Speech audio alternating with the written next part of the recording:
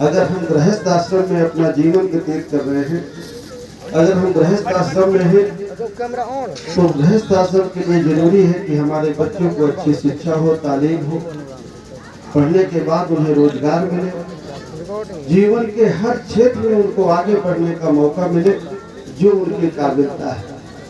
और ये मौका अगर हमें कोई देता है तो वो लोग देते हैं जो हमारी वोट से चुन करके सत्ता पर जाते हैं।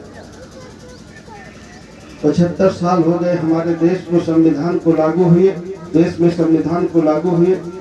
बाबा साहब अम्बेडकर ने संविधान लिखा, 26 जनवरी 1950 को लागू हुआ। और जब से समान संविधान लागू हुआ, हमें हर क्षेत्र में बराबरी है। बराबरी जो आप सुनते हैं वो जातियों की बराबरी ऐसे नहीं छुआछूत वाली, हर क्षेत्र में बराबरी। 1950 से हमें जमीनों में भी बराबरी हिस्सा मिलना चाहिए, नौकरियों में भी बराबर का हिस्सा मिलना चाहिए। इस देश के जितने संसाधन हैं, 26 जनवरी 1950 में ये कानून कहता है कि हमको सब जगह बराबरी का हिस्सा मिलना चाहिए। लेकिन क्या मिला? क्या वो इसलिए नहीं मिला कि जिन लोगों को हमने वोट के बल पर जिता करके भेजा, वो नहीं चाहते हैं कि हमारे बच्चे भी पढ़ करके उनके बच्चों की बराबरी किया।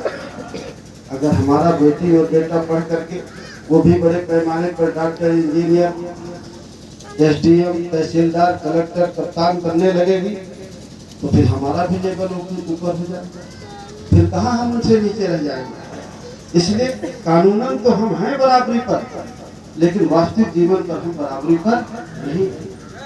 हमारे पटेल जी टाइम नहीं वो बोलते, जब देश आजाद हुआ तो 30 करोड़ आबादी थी, लगभग 6-6.5 करोड़ परिवार यहाँ भारत में रहते थे। लोग कहते थे कि अंग्रेज सब लूट के ले गए धन दौलत, लेकिन जमीनें तो नहीं लूट के ले गए, जमीनें तो यही है। और अगर बाबा साहब अम्बेडकर का संविधान लागू हो जाता तो जितनी जमीनें थी अगर बढ़ जाती तो हर परिवार को 360 मिल जाती, लेकिन वो मिली नहीं। वो इसलिए नहीं मिली कि अंग्रेजों के बाद जो आए सत्ता में वो पहले भी हम पर रहे, उन्होंने पहले भी हमारे ऊपर राज किया। जिन्होंने कभी भगवान बुद्ध को नहीं माना, बाबा साहब अम्बेडकर को नहीं माना, बहुत सारे महापुरुषों को हमेशा उन्होंने इग्नोर किया। तो वो नहीं चाहते हैं कि हमारे बच्चे उनकी बच्चों के बराबरी में आ जाए। अगर हम लोग इकट्ठा होकर के, जागरूक होकर के, जो हमें वोट का अधिकार मिला है, अगर हम उसे सही प्रयोग करेंगे तो हम अपनी समस्या का समाधान कर सकते हैं। आप बाबा साहब अम्बेडकर को भी मानते हैं। डॉक्टर अम्बेडकर का इशारा है, ये मेरे गरीब कमजोर लोगों, संसद रूपी मंदिर पर कब्जा करो, जहां से कानून बनता है और लागू होता है। तो और एक बात मैं और अक्सर कहता हूं, लगभग 7-8 साल से कह रहा हूं कि जिस विचार को मानने वाला राजा होता है वही विचार उस देश में फलता फूलता है। जब भगवान बुद्ध हुए तो भगवान बुद्ध जिन जिन जगहों पर गए वहाँ उनकी विचारधारा फैली, लेकिन उनके जीते जीते बहुत बड़े पैमाने पर विचारधारा भगवान बुद्ध की नहीं फैल पाई। प्रचार तंत्र उनके साथ बड़े पैमाने पर नहीं था। जहाँ जहाँ वो पहुँच पाते उनके विचारों को लोग सुनते, भगवान बुद्ध से में लीन हो जाते, भगवान बुद्ध की विचारधारा में हो जाते। लेकिन बड़े पैमाने पर तब फैला भगवान बुद्ध के विचार जब चक्रवर्ती सम्राट ने भगवान बुद्ध की विचारधारा को स्वीकार किया।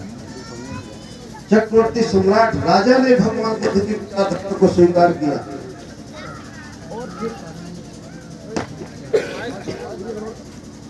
माइक दूसरा दो भाई। हेलो। हाँ, जब भगवान बुद्ध दूसरा दो, बैटरी डाउन है इसकी। Hello hello.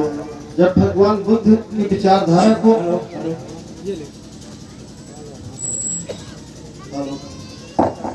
जब भगवान बुद्ध की विचारधारा को भारत के राजा ने, चक्रवर्ती सम्राट ने स्वीकार किया और अशोक का बेटा राजकुमार महेंद्र और उनकी बेटी राजकुमारी संघमित्रा वो दुनिया के दूसरे देशों में भी गई भगवान बुद्ध की विचारधारा को फैलाने के लिए। तो जब वो दूसरे देशों में जाते तो वहाँ के राजा उन्हें अपने राजमहल में रोकते अतिथि में, और वो सोचते और कहते कि चक्रवर्ती सम्राट का बेटा आया है महल, वो बुद्ध की बात करता है तो जरूर कोई बात है। चक्रवर्ती सम्राट की बेटी आई है संघमित्रा, वो बुद्ध की बात कर रही है तो जरूर कोई बात है। वही सभाओं का आयोजन करते और वहां जाके संघमित्रा, राजकुमारी संघमित्रा और राजकुमार महेंद्र अपनी बात करते। तो जब अशोक ने उस विचार को स्वीकार किया तो वो विचार भारत में भी फैला और दुनिया के 50 देशों में भगवान बुद्ध की विचारधारा को फैला। अगर आपको भगवान बुद्ध की विचारधारा को फैलाना है, बहुत गंभीरता से मेरी बात को सुनना, अगर आपको भगवान बुद्ध की विचारधारा को फैलाना है तो आपको अशोका बनना पड़ेगा और अशोका की जगह तक जाया जा सकता है। पहले अशोका की गद्दी पर बैठने के लिए तलवारें और बंदूकें चलती थी, लाखों सैनिक मारे जाते थे तब राजा बनता था। और अशोक की गद्दी में बैठने के लिए तलवारें बंदूकें नहीं चलती, ऊंट की जरूरत है। जिसको ज्यादा वोट मिल जाते हैं वो अशोका की गद्दी में बैठ सकता है, दिल्ली के सिंहासन पर बैठ सकता है और जिस विचार को मानने वाला राजा होता है। अभी आपके सामने सिद्ध है कि जिस धर्म को मानने वाला राजा होता है वही धर्म उस देश में फलता फूलता है। समझ में आ रहा है कि नहीं आ रहा है? माहौल देश का समझ में आ रहा है कि नहीं आ रहा है? मैं ये नहीं कह रहा हूँ कि फैलेंगे नहीं भगवान बुद्ध की विचारधारा, लेकिन बहुत धीरे धीरे। अगर बड़े पैमाने पर फैलना है तो फिर अशोक की जगह पर जाना होगा और अशोक की जगह पर जाना जा सकते हैं हम अपने सही वोट का प्रयोग करें। बस यही बातें मुझे कहनी है। आप लोग जागरूक साथी हैं, बहुत ज्यादा मुझे कहने की जरूरत नहीं है। आप लोगों ने मुझे बुलाया, अपना स्नेह दिया, उसके लिए तहे दिल से आपको शुक्रिया।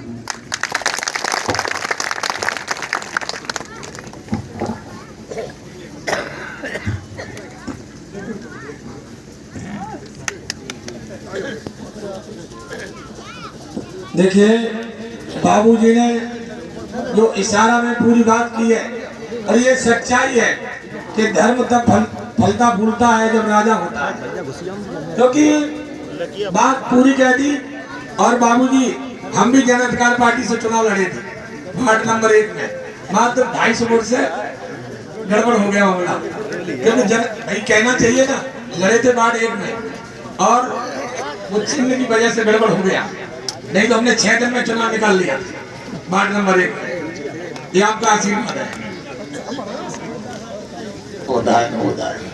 सभी लोग बोलेंगे मेरे साथ, बुद्धंग शरणं गच्छामि, धम्मं शरणं